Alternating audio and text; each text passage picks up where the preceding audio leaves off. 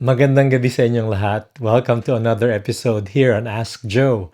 We are now running a very interesting series entitled An Affair of the Heart, and it's all about emotional infidelity. This is actually our second episode at kung na-miss nyo yung first, pwede ninyong balikan dito sa Dear Joe TV channel.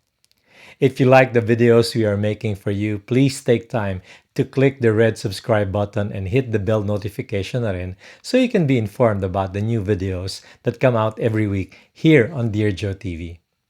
Our question tonight on Ask Joe is this. Joe, thank you for the very enlightening talk about emotional infidelity last week. And since you talked about it, I just want to ask, paano ba ito naiiba sa platonic intimacy between two friends and bakit mas pinapadali ng social media ang emotional cheating in couples? Magandang usapan na naman to, so join us in the next few minutes as we try to answer this question from one of our viewers. Unang-una, there is nothing wrong with having intimate friendships outside your romantic relationships. I believe healthy relationships allow for nurturing friendships. Personally, para sa akin, having a partner na pinagbabawalan ka magkaroon ng kaibigan is a sign that you are in a controlling or abusive relationship. And it's never good. Having this accountability with a trusted friend or trusted friends is very, very important. Minsan, mas may nasi-share pa tayong details about ourselves na mas komportable tayong ikwento sa kanila kaysa sa mga partners natin. Minsan, okay din for us to talk situations through with a friend. Para maghinga ng sama ng loob o humingi ng advice or just to have someone who would listen to us. And this is something na dapat nating laging tandaan. Yung role ng mga kaibigan natin, mga tunay na kaibigan natin, should be a supportive role, not a leading one. In a healthy relationship, whether you feel good or feel bad about something, yung una mong dapat takbuhan, yung asawa mo, yung partner mo, hindi yung ibang tao. Hindi man niya ma-meet yung emotional needs mo at that time.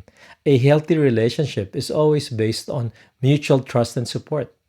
Sinasabi natin ang mga nararamdaman natin sa kanila because we trust each other and we know that we would support each other sa lahat ng bagay. Here's a test. Paano mo malalaman na platonic lang ang relationship mo sa isang tao?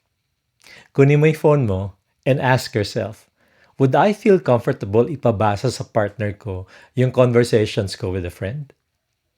Kung yung answer mo is yes, you don't feel uncomfortable kahit mabasa niya yung messages ninyo, ibig sabihin, you're just friends and there's nothing more to that.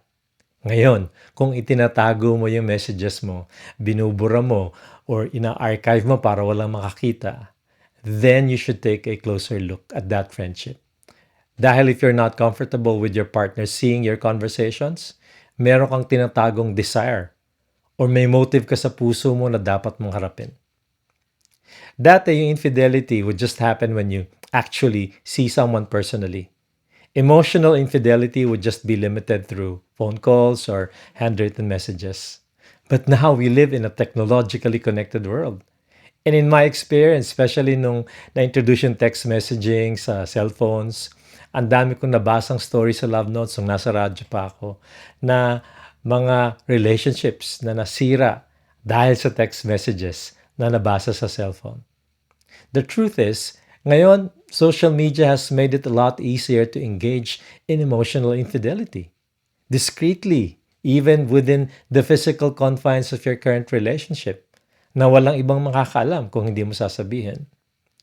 Nag-uumpisa lang yung nilalike niya yung photos ng isa't isa o may nag-friend request tapos in-accept mo. It started with a wave and a simple hi, hello message. Tapos before you know it, you are already becoming closer kahit hindi pa kayo nagmi-meet personally. Believe me, I have heard it all. Marami pang iba't ibang story and creative ways on how people were able to use social media para maka-reconnect sa mga exes nila or hanapin yung dating crush nila nung college or just explore casual relationships online. But don't get me wrong, I don't have anything personal against social media at hindi ko rin sinasabi na hindi tayo dapat maging connected sa ibang tao. What I'm saying is this, kapag napapalimit yung pakikipag-text o message mo sa isang tao na kahit papano ay may nararamdaman kang attraction, ano pa man ito, emotional, physical, or sexual, then stop. itigil mo na. Second, ask yourself, kaya ko bang ikwento o i-share yung mga pinag-uusapan namin with the person I'm with now? Ask yourself, ano ba yung nakukuha mo from entertaining a deepening emotional connection dun sa taong yon? Nakakatuwa nga kasi ngayon merong silang term na tinatawag na micro-cheating. Ano ba ito? Sa mga old school kagaya ko, no, ang tawag namin dito flirting. It involves a behavior that lies on the boundary of infidelity without crossing it. Example nito, pag friends pa rin kayo ng ex mo pero super hugs naman kayo pag nagkikita kayo. Or minsan naman yung flirtatious jokes o yung mga pahaging sa kaibigan ng partner mo o sa kahit sinong tao. Alam naman natin lahat ito kasi mababae, malalaki, may mga unique ways tayo. May creative ways tayo on how to flirt with the opposite sex. And it's hard to tell if micro-cheating falls under emotional infidelity dahil wala namang emotional intimacy sa flirting. But just with any other interactions we have with the opposite sex, dapat nating tanungin ang sarili natin, ano ba talaga ang nasa puso ko nung ginawa ko o sinabi ko yon? Number two, the litmus test. Kaya ko bang ikwento sa partner ko yung ginawa ko o sinabi ko sa friend niya nung nag-flirt ako? Kung hindi mo kaya sabihin, then you have to ask yourself, ano ba talaga ang gusto mo sa buhay mo? At ano ba ang pinapahalagahan mo? Pinapahalagahan mo pa ba yung relationship mo na meron ka ngayon? So remember, hindi masamang magkaroon ng kaibigan, pero dapat alam mo yung boundaries ninyo. Our friendship should support and not lead our relationships. Micro-cheating, flirting, pahaging, or whatever you may call it, in my experience, they reveal the real motives and condition of our hearts. If we really value our current relationships, then we should avoid anything that can give birth to emotional infidelity. Isa sa pinakamalaking threat ngayon sa marriages and relationships is emotional infidelity. Close relationships outside your current relationship can spin out of control. Social media can be a good way to connect with others, but always remember this. Ang panloloko ay hindi lang about flirting. Cheating doesn't have to be physical. Even without intimacy, the intimacy of kissing or touching, the moment you delete your messages para hindi makita ng partner mo, you are already there. Marami pa tayong gustong sagutin, but we will leave the discussion for next week. Like, paano kung wala naman talaga akong mali siya at hindi ko alam na emotional cheating na pala yung ginagawa ko? Or paano kung hindi ako, pero yung partner ko ang nag-cheat sa akin?